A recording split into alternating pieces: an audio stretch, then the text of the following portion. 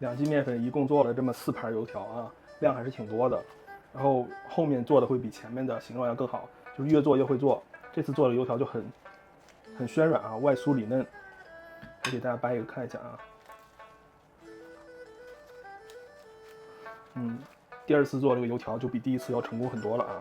这些是2斤面粉，我们打入2个鸡蛋，再加入15克盐，白糖少来一点点，不放也行啊，不影响。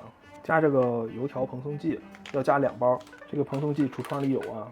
最后我们再加入580克左右的温水，我们用筷子给它搅匀啊，搅成面絮，在手上喷一点油或者蘸一点油啊，我们来踹这个面。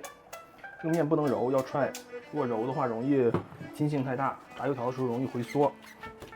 就这样用手去踹就行了啊。这个面会非常的粘手啊，不可避免的。第1次踹面就好了啊。我们盖上保鲜膜，醒发15分钟，再进行踹面，总共要进行3次。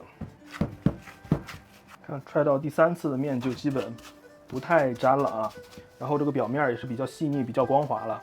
踹了3遍的面啊，我们给它封上保鲜膜，自然温度下给它醒发3个小时左右，2个小时也行啊，反正醒发一会儿。这是大概醒发了3个小时的面啊，已经非常的细腻了啊，你看非常的细腻。这案板上也需要喷一点油。我们拿一块面下来做这个剂子，稍微撒一点面粉，让它在这儿再醒发2分钟左右。醒发2分钟之后，我们把这个面皮给它擀得扁一点啊，大概0.5到1厘米厚左右，稍微厚一点炸出来油条就胖胖的，薄一点就是瘦瘦长长的，看自己喜好。边上这个边角料可以给它切掉，这面的边角料也可以给它切掉，然后切2到3指宽，2到3指宽的这个宽度啊。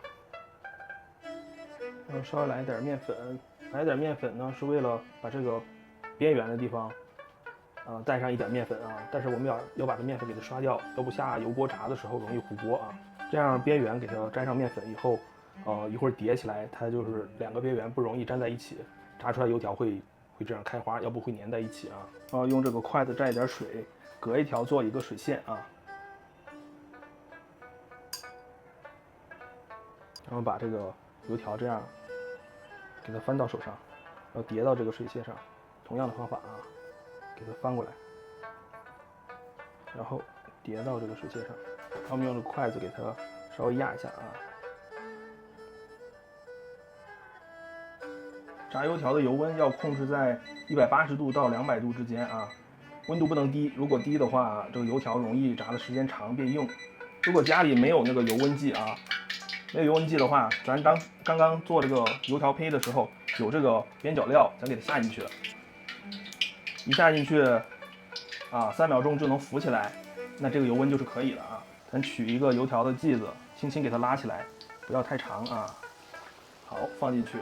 好，咱们翻一翻啊，让它受热均匀啊。这个水线没有完全粘住啊，但这个就比较好一点啊，就是2个已经完全蓬起来了，炸出来胖胖的油条啊，这次比上一次做的要好一些了啊。